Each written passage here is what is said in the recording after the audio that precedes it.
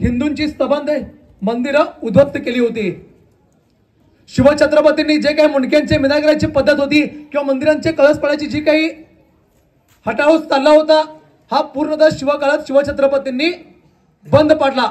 एक माणूस जर का मनात आणलं तर काय करू शकतो याचं जातीवंत आणि ज्वलंत उदाहरण जर कोण असेल तर ते भगवान पुण्यश्लोक छत्रपती श्री शिवाजी महाराज। तुम्हाला याच्याही पलीकडे जाऊन सांगतो, कारण मुद्दा म्हणून धर्मांतरण हा विषय घेतोय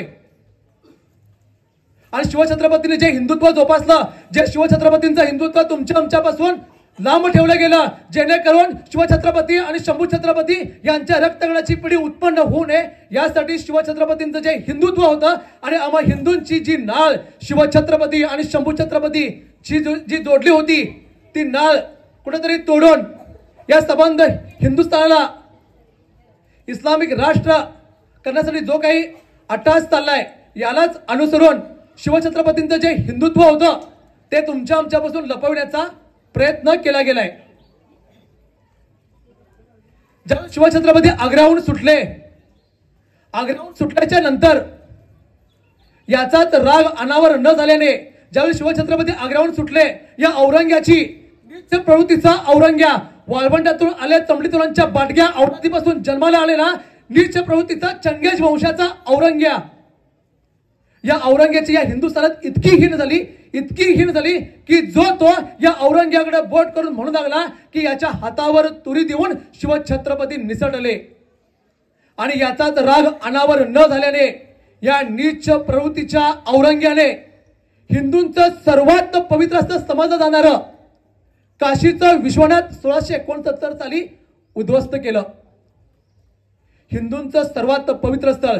याच वेळी एक युरोपियन प्रवासी हेमरेन सिलिमन हा भारतात आला होता आणि तो भारतात आल्याच्या नंतर ज्यावेळी तो काशी विश्वनाथाच्या दर्शनाला जात होता, तो असं म्हणतोय की मी हिंदूंच्या सर्वात पवित्र अशा स्थळाला चाललोय, त्यामुळे माझ्या हृदयाची धडधड आणखीन वाढली। असं म्हणणारा हेमरेन सिलिमन कुठं आणि मंदिरांचे कळस दिसता कामा नये, मंदिरांचे कळस पाडले का, मुंडक्यांचे मिनार रचले का असं विचारणारा नीच प्रवृत्तीचा औरंग्या कुठं। ज्यावेळी शिवछत्रपती 1657 साली जो तैलबैलाचा जो घाट आहे या घाटातून खाली उतरल्याच्या नंतर कल्याण आणि भिवंडीला आले, जे सांगतोय ते समकालीन पुरावे सहितच सांगतोय, काही यायचं तापा मारायचं नाही, जे समकालीन पुरावे सहित उपलब्ध असलेला इतिहास तुमच्या समोर सांगतोय। शिवछत्रपती हयातीत असताना अर्थातच शिवछत्रपती जिवंत असताना जो इतिहास लिहिला गेलाय तो इतिहास तुम्हाला सांगतोय।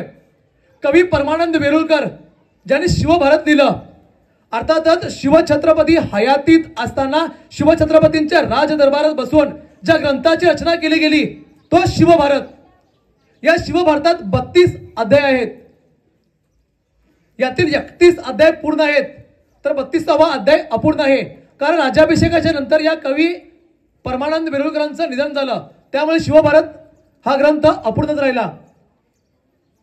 यातील 18वा अध्यायातील 52वा श्लोक, या श्लोकात त्यावेळेचे ज्यावेळी शिवछत्रपती तैलबैलाचा घाट उतरून खाली आल्याच्या नंतर कल्याणी भिवंडीला आले, यानंतर तेथील यथार्थ परिस्थितीचे वर्णन करताना कवी परमानंदांनी 18वा अध्यायातील 52वा श्लोकात ते वर्णन असं करतात, त्वया गृहीत्वा कल्याणम तथा भीमपुरीमपि, त्वया गृहीत्वा कल्याणम तथा भीमपुरीमपि यवनांना महासिद्धी निलया किल पातिता। अर्थातच ज्यावेळी शिवछत्रपती कल्याणी भिवंडीला आले, कल्याणम म्हणजे आताचं कल्याण आणि भीमपुरी म्हणजे आताची भिवंडी। ज्यावेळी शिवछत्रपती कल्याणी भिवंडीला आले, इथं आल्याच्या नंतर शिवछत्रपतींनी सगळ्यात पहिला तिथं ज्या काही मंदिर पाडून मदरसे आणि मस्जिदी उभा केली होती ती पूर्णतः पाडून त्या ठिकाणी पुन्हा मंदिर बांधायचं काम हे भगवान पुण्यश्लोक छत्रपती श्री शिवाजी महाराजांनी केलंय। हा कुणी सांगितलं का आपला इतिहास? आम्हाला इतिहास सांगितला गेला की शिवछत्रपतींनी सर्व धर्मस्तंभाव जोपासला म्हणून, पण सर्व धर्मस्तंभाव असण्यासाठी त्यासाठी सर्व धर्म असावे लागतात। धर्म एकच, सत्य सनातन वैदिक हिंदू धर्म, तो ख्रिश्चन असो किंवा इस्लाम असो, हे पंथ धर्म एकच। आणि मुळात सर्व धर्म स्तंभाव ही संकल्पनाच त्या काळात नव्हती. सर्व धर्म स्तंभाव किंवा सेक्युलर हा जो काही शब्द आहे हा अलीकडेच जेव्हा 42वी संविधान दुरुस्ती झाली, या 42व्या संविधान दुरुस्ती कायद्यात जाणूनबुजून सेक्युलर किंवा सर्व धर्म स्तंभाव या प्रकारचे शब्द जाणूनबुजून घातले गेले. आणि तुम्हाला आम्हाला काय सांगितलं जात आहे की शिवछत्रपतींनी सर्व धर्मस्तंभावाचं पालन केलं म्हणून. अहो, एव्हाना जर का राजा जर का जन्माला आला नसता तर आपली परिस्थिती काय झाली असती. या परिस्थितीचे यथार्थ वर्णन करताना कवी भूषण असं सांगतात, ज्यावेळी शिवछत्रपती आग्र्यावरून निसटले तिथल्या परिस्थितीचे वर्णन करताना कवी भूषण असं म्हणतात, चारी चारी चौकी जहां एकता की जुहू, चारी चारी चौकी जहां एकता की जुहू, सांझ की जो भोर लागे. अर्थातच सकाळपासून संध्याकाळपर्यंत आणि संध्याकाळपासून सकाळपर्यंत चौक्या लागलेत. चौक्या अर्थात आपण जे म्हणतो चेकपोस्ट, आताच्या काळात जे आपण म्हणतो चेकपोस्ट, ते चेकपोस्ट शिवछत्रपतींना पकडण्यासाठी लागले होते. तरी देखील शिवछत्रपती पक्षासारखे उडून गेले की वाऱ्यासारखे गेले की गुटखा खाऊन लुप्त झाले. पूर्वी कल्पना असायची की गुटखा खाऊन लुप्त होता येत आहे, आता गुटखा खाऊन लुप्त होत आहे तो भाग वेगळा, पण त्या काळी एक कल्पना होती. हे त्या औरंग्याला समजेनासं झालं. या यथार्थ परिस्थितीचे वर्णन हे कवी भूषणांनी केलंय. कवी भूषण असंही म्हणतात की एव्हाना जर का राजा जर का जन्माला आला नसता तर ते आपल्या काव्यातून असं म्हणतात, पिरा पैगंबरा दिगंबरा दिखाई देत, पिरा पैगंबरा दिगंबरा दिखाई देत, सिद्ध की सिदाई गई रही बात रब की, सिद्ध की सिदाई गई रही बात रब की, काशी हो की कला जाती, मथुरा भी मस्जिद होती, अगर शिवाजी ना होते तो सुन्नत होत सबकी. हे कवी भूषण आपल्या काव्यातून सांगतात. कवी भूषणांचं काव्य वाचल्याच्या नंतर आपल्या लक्षात येईल शिवछत्रपतींनी हिंदुत्व कशा पद्धतीने जोपासलं किंवा शिवछत्रपतींनी हिंदुत्वाचं रक्षण कसं केलं, जानव्याचं रक्षण कोणी केलं तर हे भगवान पुण्यश्लोक छत्रपती श्री शिवाजी महाराज यांनी केलं असं सांगणारं काव्य जर कोणाचं असेल तर ते कवी भूषणांचं. वेदांचं रक्षण करता कोण असेल तर ते भगवान पुण्यश्लोक छत्रपती श्री शिवाजी महाराज हे सांगणारं काव्य सुद्धा कवी भूषणांचंच आहे. ज्यावेळी शिवछत्रपती आग्र्याहून निसटले, आग्र्याहून निसटल्याच्या नंतर आदिलशाहीशी तात्पुरता तह केला. 1667 साली एक आदिलशाहीशी तात्पुरता तह केला. हा तह केल्याच्या नंतर शिवछत्रपती गोव्याला निघाले, कारण कोकणातील जी काही मंडळी होती ती हिंदवी स्वराज्यात कर देतो असे सांगून कर मागायला गेल्याच्या नंतर गोव्यात पळून जायची. यावेळी शिवछत्रपती गोव्यातील जो बारदेस भाग आहे या बारदेशात दाखल झाले. प्रामुख्याने गोव्याची 3 भाग आहेत. जो वरचा भाग आहे त्याला बारदेस म्हणतात आणि जो मधला भाग आहे त्याला तिसवाडी आणि जो खालचा भाग आहे त्याला साष्टी असं म्हणतात. ज्यावेळी शिवछत्रपती बारदेशात दाखल झाले त्यावेळी तिसवाडीमध्ये एक व्हॉइस रे असायचा. तिथला एक जनरल होता, ख्रिश्चन जनरल होता व्हॉइस रे. या व्हॉइस रे हुकूम काढला होता की जर का गोव्यात राहायचं असेल तर ख्रिश्चन पंथ स्वीकारावा लागेल किंवा जीव वाचवायचा असेल आणि धर्मांतरण व्हायचं नसेल तर गोवा सोडून निघून जावं लागेल, असा एक अल्टरनेटिव्ह हुकूम त्या व्हॉइस रेनं काढला होता. त्यावेळी तिथले लोक हवालदिल झाले होते. त्या लोकांना समजेन असं झालं की आपण काय करावं, कारण या थोड्या शिवछत्रपतींच्या काळाच्या पूर्वी ज्या सेंट झेवियर्स जे काही अनन्वित अत्याचार गोव्यात चालविले होते तेच अत्याचाराची पुनरावृत्ती परत होईल का इथली अशी भीती त्या लोकांना वाटू लागली. हा तोच सेंट झेवियर्स आपण गोव्यात गेल्याच्या नंतर ज्याचं शव बघायला जातोय एका चर्चमध्ये या भडव्या कडवा धर्मांध सेंट झेवियर्सचं शव आज देखील तिथं आहे आणि आपण हिंदू ते बघायला जातोय. आज बऱ्याचशा शाळांतून शैक्षणिक सहलीच्या माध्यमातून त्या कडव्या धर्मांध सेंट झेवियर्सचं शव तुम्हाला दाखवण्यासाठी घेऊन गेलं जात आहे. हा तोच सेंट झेवियर्स ज्यांना आजही तिथं गोव्यामध्ये हात कातरो नावाचा एक खांब आहे, त्या खांबाला बांधून जिवंत 80,000 हिंदूंचे हात पाय साखर दंडाने बांधून हातीच्या पायाने बांधून उकडून काढलेत. जवळजवळ 80,000 हिंदूंचे. या सर्व गोष्टी बाजूला सारून आपण कशासाठी जातोय तर या कडव्या धर्मांध सेंट झेवियर्सचा शो बघण्यासाठी. आपण गोव्याला गेल्यानंतर कधीतरी विचार करा की आपण हिंदू म्हणून आज का जगतोय. आपल्या जे पूर्वजांनी अनन्वित आणि पाशवी छळ जे सहन करून देखील तुम्हा मला हिंदू म्हणून टिकविलंय. त्या 80,000 हिंदूंनी धर्मांतरण केलं नाही, ख्रिश्चन पंथ स्वीकारला नाही, आपलं प्राण दिलं, पाशवी छळ सहन केले, पण ख्रिश्चन पंथ स्वीकारला नाही. हा तोच सेंट झेवियर्स. त्या सेंट झेवियर्सच्या निधनाच्या नंतर त्याचं शव पुरलं होतं. तो थोडक्यात सांगतोय कारण सेंट झेवियर्स समजला पाहिजेत. कारण याच सेंट झेवियर्सच्या नावाखाली आज या हिंदुस्थानात हजारो शाळा चालतात, हजारो संस्था चालतात. आज आपल्या बेळगावमध्ये सुद्धा सेंट झेवियर्सच्या नावाखाली एक शाळा चालते, शाळा किंवा कॉलेज. आज त्यातून आपले हजारो विद्यार्थी, हिंदूंचे हजारो विद्यार्थी, ज्या कडव्या धर्मांध सेंट झेवियर्सना हजारो हिंदूंच्या हत्या केल्या, त्याच सेंट झेवियर्सच्या नावाखाली आपल्या या हिंदुस्थानात आज शैक्षणिक संस्था चालतात. म्हणून सेंट झेवियर्सचा मुद्दा थोडा सांगतोय. हा तोच सेंट झेवियर्स ज्याला त्याच्या निधनाच्या नंतर त्याचं शव जमिनीत गाडलं गेलं होतं. त्याचं शव हे जमिनीत गाडलं गेलं होतं. आणि शिवछत्रपतींच्या निधनाच्या नंतर ज्यावेळी शंभू छत्रपतींनी गोव्यावर आक्रमण केलं आणि शिवछत्रपतींचं जे अपूर्ण स्वप्न होतं, जे शिवछत्रपतींचं अपूर्ण स्वप्न होतं की परकीय कीड कायमची नष्ट करावी, याच अनुषंगाने शंभू छत्रपतींनी गोव्यावरती इतक्या मोठ्या प्रमाणात स्वारी केली, इतक्या मोठ्या प्रमाणात स्वारी केली. त्यावेळेचा जो काही गव्हर्नर होता विजयराय अलवो, हा विजयराय इतका घाबरला की तो मांडवी नदीचे पात्र ओलांडून शंभू छत्रपतींना घाबरून आपल्या प्राणाची भीक मागण्यासाठी ज्या ठिकाणी सेंट झेवियर्सचं शव पुरलं होतं त्या ठिकाणी जाऊन तो एका कागदावर लिहितोय की हे संबंध गोव्याचं राज्य मी तुला समर्पित करतोय, पण मला शंभू छत्रपतींच्या पासून वाचव. असं विजयराय अलवो हा त्या सेंट झेवियर्सच्या शवापाशी जाऊन लिहितोय. आणि योगायोग म्हणावा की त्याच्यावेळी शंभू छत्रपती मांडवी नदीचे पात्र ओलांडून या विजयरायकडे जाणार, इतक्यातच शहजादा मोजम 8,000 सैन्यासह कोकणात दाखल झाला. इतकं मोठं सैन्य घेऊन शहजादा मोजम हा कोकणात आलाय हे शंभू छत्रपतींना समजतात.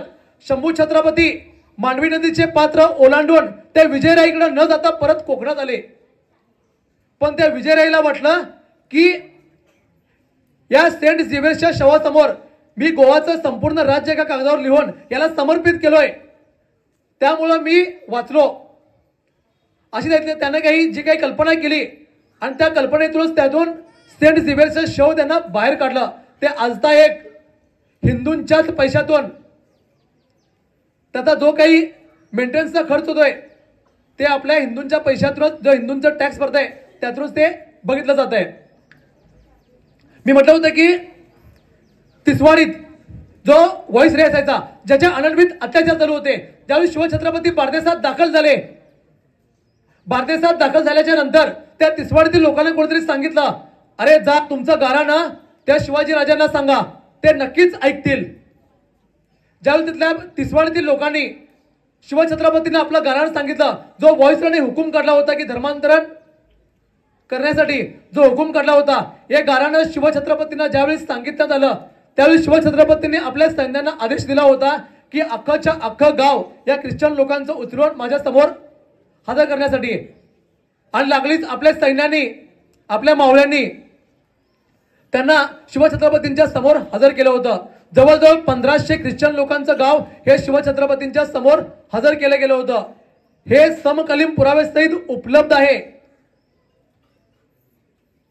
पोर्तुगीजांनी जे आपल्या कागदातून काही वर्णन केलंय, अर्थात 1500 लोकांचं गाव शिवछत्रपतींच्या समोर उपस्थित केलं गेलं. त्यामध्ये काही 4 चर्चचे फादर होते. हे ज्यावेळी शिवछत्रपतींना सांगितलं गेलं की जो व्हॉइसरायने हुकूम काढला होता त्या आदेशामध्ये हे 4 चर्चचे फादर सुद्धा सामील होते. हे शिवछत्रपतींना समजतात. शिवछत्रपतींनी त्यांना विचारलं की तुम्ही आमच्या भूमीवर उभा आहात, आता ख्रिश्चन पंथ सोडून तुम्ही हिंदू धर्म स्वीकारणार का?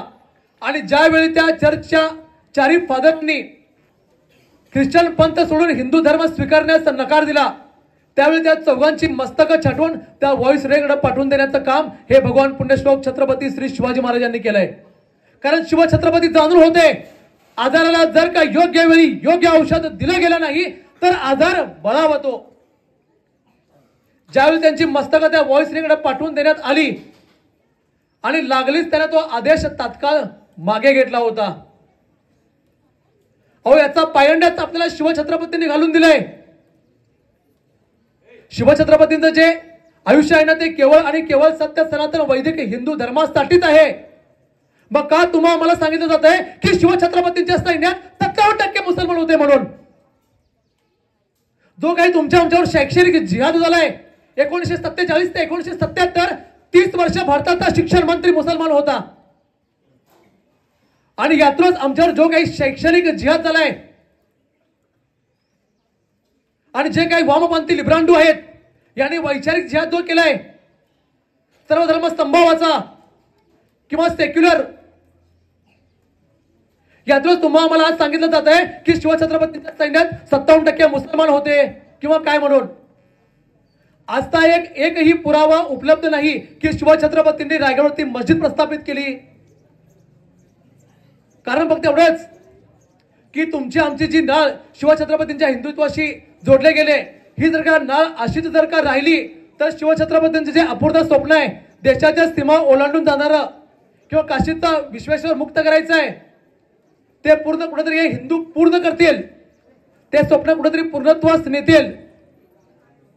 या अनुषंगाने तुमच्या आमच्यावर जो काही शैक्षणिक आणि वैचारिक जिहादाच्या माध्यमातून शिवछत्रपती हे सेक्युलर होते किंवा शिवछत्रपतींनी सर्व धर्म स्तंभाव पाळला, या गोष्टी सांगितल्या जातात.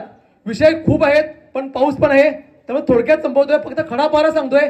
आज खडा पहारा असो किंवा सुवर्ण सिंहासन, शिवछत्रपतींच्या निधनाच्या नंतर शंभू छत्रपतींच्या निधनाच्या नंतर जे हिंदवी स्वराज्याचं 32 मान सुवर्ण सिंहासन होतं, अर्थातच 1280 किलोचं जे सुवर्ण सिंहासन होतं ते या हिरव्या पिलावळींनी फोडून काढलं आणि जवळजवळ 300 वर्ष या संबंध हिंदुस्थान अतील हिंदू समाज हा झोपेत होता. आणि 4 जून 2017 रोजी ज्येष्ठ शुद्ध त्रयोदशीला आदरणीय संभाजीराव विनायकराव भिडे गुरुजींनी आम्हाला एक संकल्प दिला होता की 32 मान हिंदवी स्वराज्य सुवर्ण सिंहासन हे आपण पुन्हा प्रस्थापित करायचं आहे. आज 32 मान हिंदवी स्वराज्य सुवर्ण सिंहासन का महत्वाचं तुम्हाला सांगतोय. मागील 2-3 वर्षापूर्वी राम मंदिर उभा राहिलं. राम मंदिर उभा राहिलं ही प्रत्येक हिंदूसाठी अभिमानाची गोष्ट आहे. जिथं जिथं हिंदू आहे ना त्या प्रत्येक हिंदूसाठी अभिमानाची गोष्ट आहे की राम मंदिर उभा राहिलं. पण तुम्ही फक्त विचार करा, आपण स्वतःला प्रभू श्री रामचंद्रांचे वंशज समजतोय, ज्यांच्यापासून या ब्रह्मांडाची उत्पत्ती झाली असं म्हणतोय, ज्यांनी सत्य सनातन वैदिक हिंदू धर्म टिकवला, त्या प्रभू श्री रामचंद्रांच्या अस्तित्वाविषयी प्रश्नचिन्ह उपस्थित केले जात होते. प्रभू श्री रामचंद्र होते का किंवा प्रभू श्री रामचंद्रांचा जन्म हा अयोध्यात झाला होता का? जर का 15व्या शतकात या नासकी औलाद बाबरने जर का राम मंदिर पाडलं नसतं तर या वाळवंटातून आलेल्या चमडीतुरांच्या बाटक्या औलादीपासून जन्माला आलेल्या नासकी औलादींनी प्रभू श्री रामचंद्रांच्या अस्तित्व प्रश्नचिन्ह उपस्थित केले नसते. आणि जर का येणाऱ्या काळात हिंदवी स्वराज्य 32 मान सुवर्ण सिंहासन जर का उभं राहिलं नाही, ज्या शिवछत्रपतींच्या चरणापासून आपल्याला प्रेरणा मिळणार आहे ते 32 मान हिंदवी स्वराज्य सुवर्ण सिंहासन होणे ही काळाची गरज आहे. आता आज या हिंदुस्थान अशा औलादी आहेत त्या आम्हाला विचारतील 5-10 वर्षानंतर विचारतील की शिवछत्रपती होते का किंवा शिवछत्रपती हिंदूच होते का किंवा शिवछत्रपतींनी हिंद स्वराज्याची स्थापना केली होती का? हा प्रश्न या नासक्या औलादी उपस्थित केल्याशिवाय राहणार नाहीत.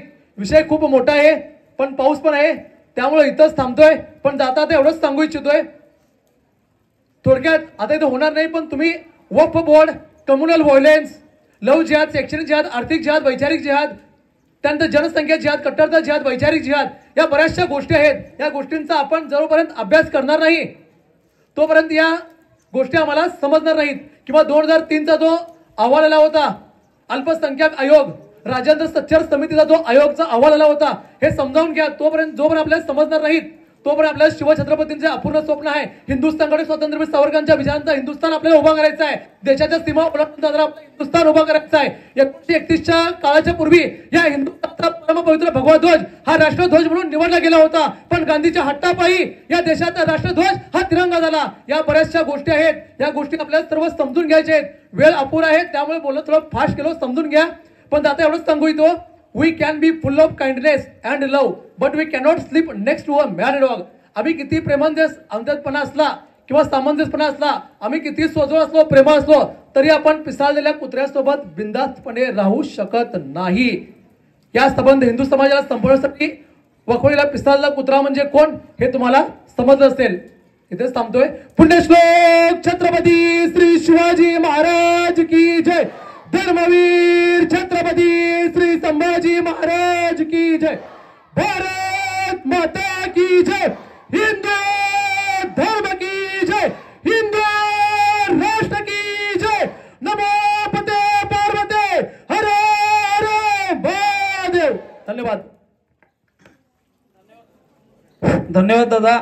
अतिशय सुंदर असं शिवरायांची जीवनगाथा व जे परधर्मी आहेत, परकीय जे आहेत व परधर्मी आहेत त्यांच्याबद्दल त्यांनी अतिशय चांगलं असं त्यांनी मार्गदर्शन केलेलं आहे. ते सर्वांनी त्यांचं मार्गदर्शन चित्तात ठेवून काम करायचं आहे. तसेच आपल्या खानापूर तालुक्याचे कार्यवाहक किरणदादा देसाई यांना विनंती करतो, त्यांनी इथं थोडं मार्गदर्शन करायचं आहे. पुण्यश्लोक छत्रपती श्री शिवाजी महाराज की. धर्मवीर छत्रपती श्री संभाजी महाराज की. भारत माता की. हिंदू धर्म की. दुर्गा माता दौड आपल्या गावातील या ठिकाणी सांगता होत आहे. सामूहिक दौड या ठिकाणी आलेली आहे. जास्त वेळ घेणार नाही. अजयदादा पाटीलने जे आपल्या वाणीतून अमृत वाहिलेलं आहे ते प्रत्येक धारकऱ्याच्या हृदयावर बिंबलेलं आहे. आणि ती शिदोरी जी आहे ती शिदोरी आपल्या घरी घेऊन जायची आहे. आणि त्या ठिकाणी ज्या पद्धतीनं आज आम्ही ह्या ठिकाणी जमलेलो आहोत तसंच त्याचं उत्पन्न आपल्या गावात करायचं आहे. जास्त वेळ घेणार नाही कारण पावसाचं वातावरण आहे. आणि जे अजयदादा पाटीलने जे सांगितलेलं आहे ते सगळ्यांना आता समजलेलं आहे. त्याच्यामुळे मी काही जास्त सांगत बसणार नाही. आणि या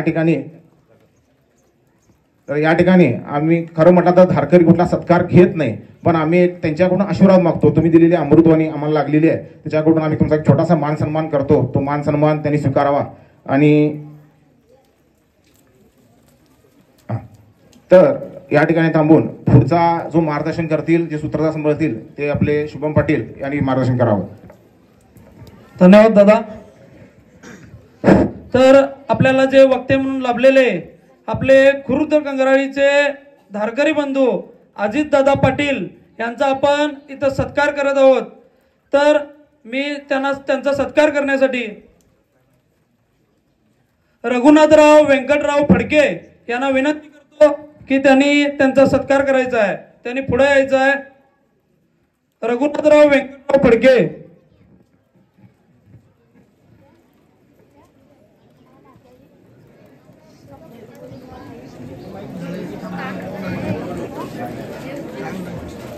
रघुनाथराव व्यंकटराव फाटके यांनी पुढे यायचं आहे. त्यांच्या शुभ हस्ते आजचे जे आपले वक्ते म्हणून लाभलेले अजितदादा पाटील यांचा तिथं सत्कार होईल.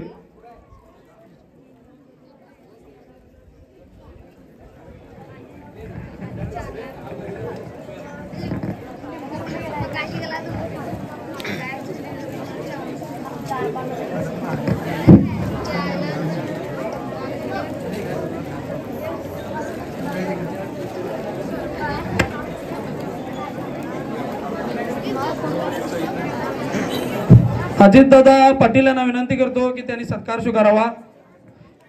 पुण्यश्लोक छत्रपती श्री शिवाजी महाराज की. धर्मवीर छत्रपती श्री संभाजी महाराज की.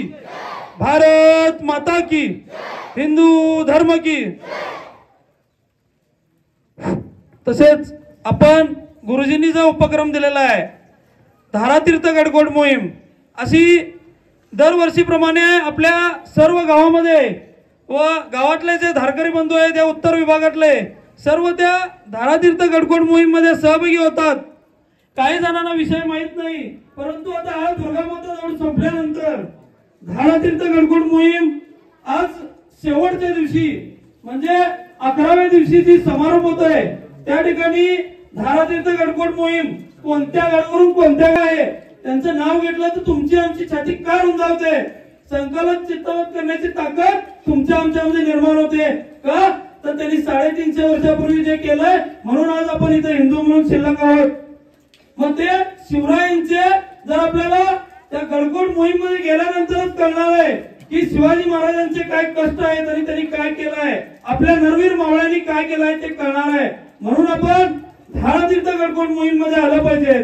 धर्मवीर बलिदान मास आचरण केलं पाहिजे. तसेच गुरुजींनी 32 मन सोन्याचं सिंहासन रायगडवरती होणार आहे. तो संकल्प 2017ला संकल्प 1 लाख धारकऱ्यांच्या बंधूंनी त्या रायगडवरती सोडला होता. आज 2025 तर संकल्प पूर्ण करण्याची तुमचं आमचं कर्तव्य आहे. कारण त्या सुवर्ण सिंहासनासाठी होणारा जी निधी आहे ती आपण प्रत्येक धारकऱ्यांना आपण अर्पण केला पाहिजे. आपल्या या उत्तर भागामध्ये काहीशी निधी अर्पण झाली नाही तर आपल्या या दुर्गामाता दौडीच्या माध्यमातून आपण सर्वांना विषय सांगून ज्यांनी या पूर्ण पगडी म्हणजे आपण आपल्या कष्टाचा घामाचा 1 रुपया तिथे द्यायचा आहे. तर का गुरुजींचा एक आदेश आहे ज्या वेळेला त्या मावळ्यांच्या कष्टाच्या घामावरून ते सुवर्ण सिंहासन बनलं होतं 1280 किलोचं ते सिंहासन पुनर्स्थापित करायचं तर तसंच करायचं म्हणून आपण तुमच्या आमच्या धारकऱ्यांचं कष्टाचा घामाच्या पैशामध्ये ते बनणार आहे. त्यासाठी आपण निधी चुकूत करणार असाल तर ज्या ज्या गावामध्ये गाव प्रमुख आहेत किंवा जे प्रमुख धारकरी आहेत त्यांना संपर्क साधायचा आहे व त्यांच्याकडे निधी अर्पण करायचा आहे. व तसेच खडा पहारा एक योजना गुरुजींनी आखलेला आहे तर ती कशासाठी तिथं पहारेकरी म्हणून आपण जाणार आहोत व तिथून आपण इथं आलो तर इथं एक धारकरी व मावळा शिवरायांचा म्हणून इथं बनणार आहोत. कुठली तरी माता भगिनी लवजियांच्या मार्गावर जात ती थांबवण्याचं आपल्यामध्ये धाडस होत आहे. तसेच धारातीर्थ गडकोट मोहीम मध्ये टोपीकट्टी गावातील जे धारकरी बंधू गेले होते त्या धारकरी बंधूंसाठी त्या गावातील एका धारकरी बंधूंनी सन्मान चिन्ह त्यांना दिलं होतं. ते तिथं त्यांना सन्मान चिन्ह देऊन त्यांचं स्वागत करण्यात येईल. रामलिंग चिगदिंग यांनी त्यांना ते सन्मान चिन्ह दिलं होतं. तरी मी आपले जे या आसुरगावचे अभिदादा यांना विनंती करतो की परशुराम गोरख यांनी पुढे यायचं आहे व ज्ञानेश्वर तहसीलदार यांनी पुढे यायचं आहे. वासुदेव गोरव यांनी पुढे यायचं आहे. तर अभिषेक पाटील दादांना विनंती करतो की त्यांच्या हस्ते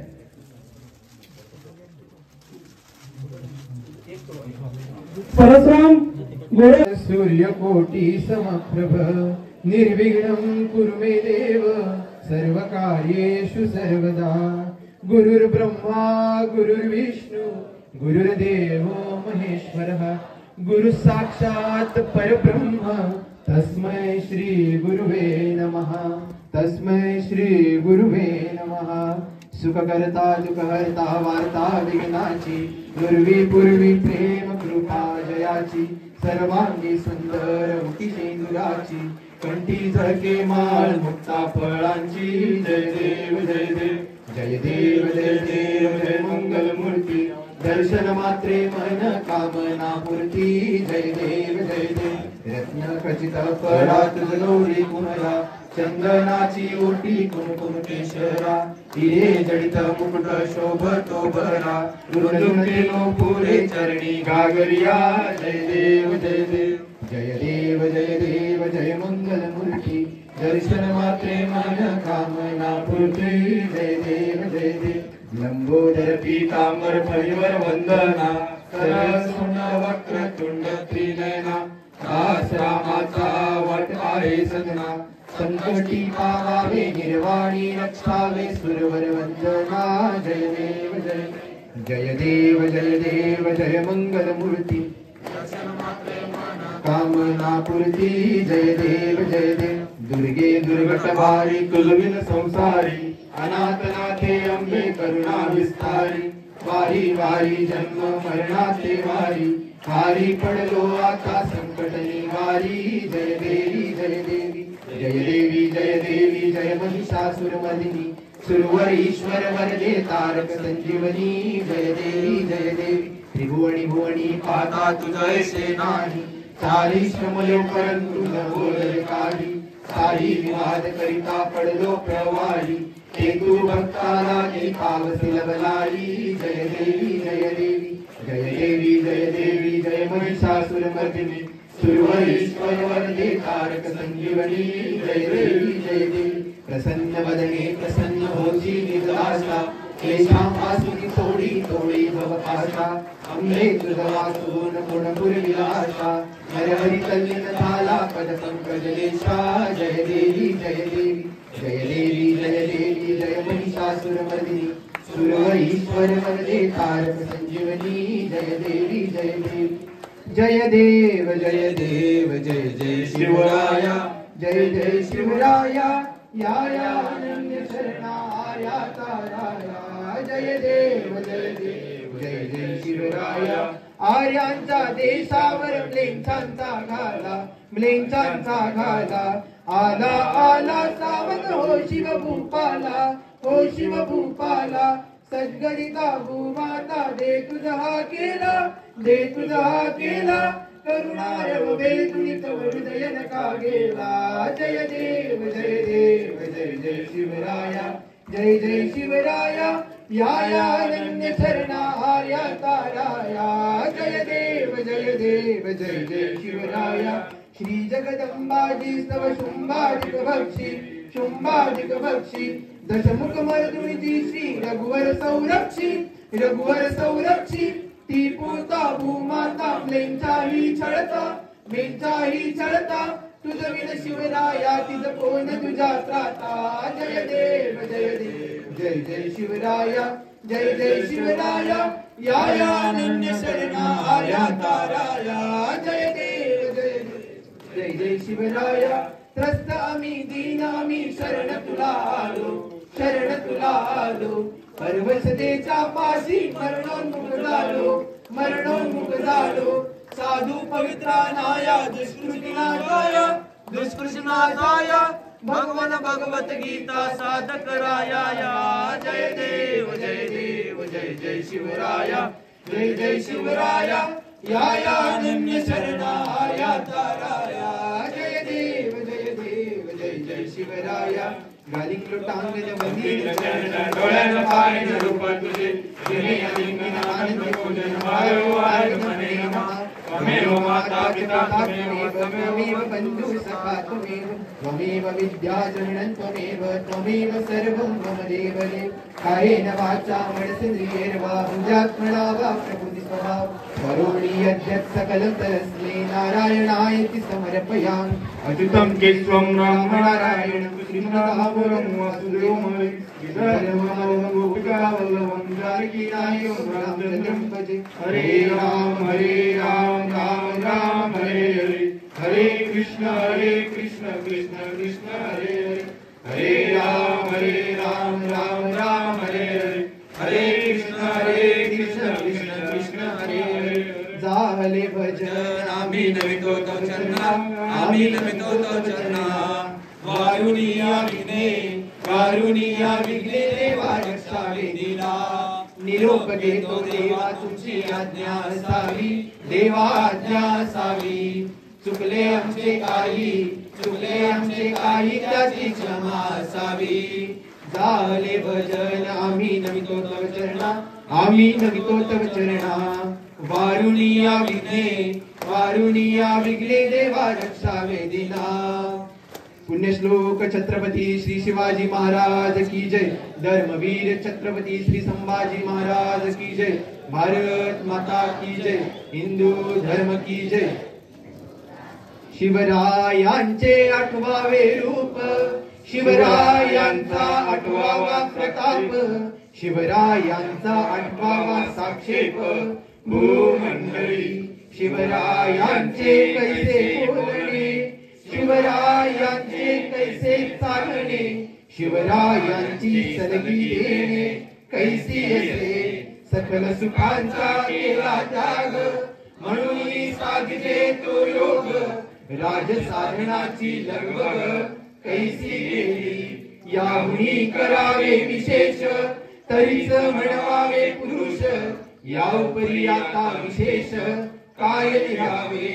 शिवरायांची आठवावे जीवित गुणवत मानावे इहलोकी परलोकी पुरावे कीर्ती होते निश्चयाचा महामेरू बहुत जनाची आधारू अखंड स्थितीचा निर्धारू श्रीमंत योगी पुण्यश्लोक छत्रपती श्री शिवाजी महाराज की जय धर्मवीर छत्रपती श्री संभाजी महाराज की जय भारत माता की जय हिंदू धर्म की जय आस्ते कदम आस्ते कदम आस्ते कदम महाराज गणपती गजस्वपती भूपती प्रजापती सुवर्ण रत्न श्रीपती अष्टगजान जागृत अष्टगजान व्यवस्थित न्यायालंकार मंडित शस्त्रार्थ शस्त्र पारंगत राजनीती धुरंधर प्रौढ प्रताप पुरंदर क्षत्रिय कुलावतंश सिंहासनाधीश्वर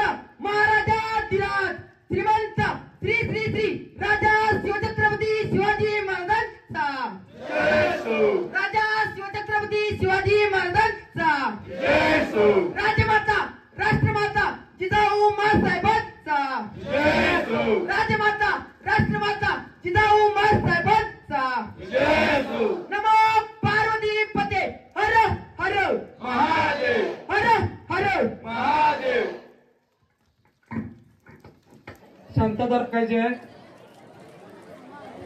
गावातील जे धारकरी बंधू आहेत त्यांनी सुद्धा पुढे यायचं आहे.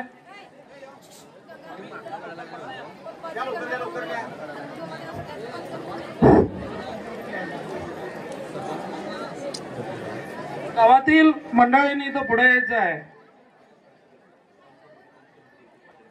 गावातील जे पंच कमिटी आहेत त्यांनी पुढे यायचं आहे. त्यांच्या हस्ते ध्वज उतरवला जाईल. लवकर या. पावसाचं वातावरण आहे, जरा गडबड करा.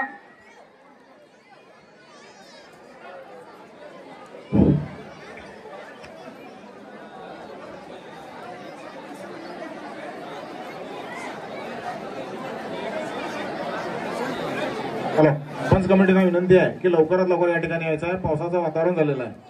तारकरी खूप उशीर थांबलेले आहेत. विनंती आहे त्यांना की लवकरात लवकर समोर यायचं.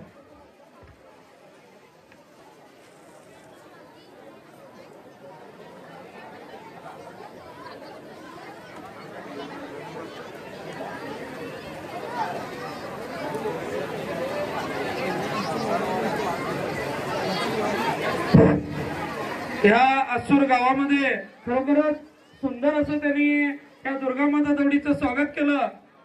रात्रभर त्यांनी परिश्रम करून कष्ट करून त्यांनी आजचं जे ह्या उत्तर विभागाचं स्वागत केलं त्यांचं मी आभार व्यक्त करत आहोत.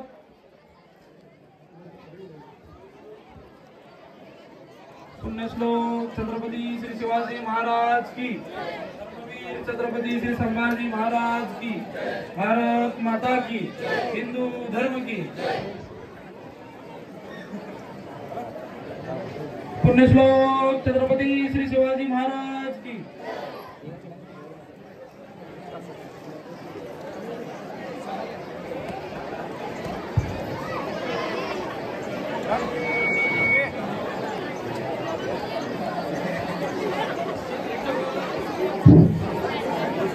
पुण्यश्लोक छत्रपती श्री शिवाजी महाराज की धर्मवीर छत्रपती श्री संभाजी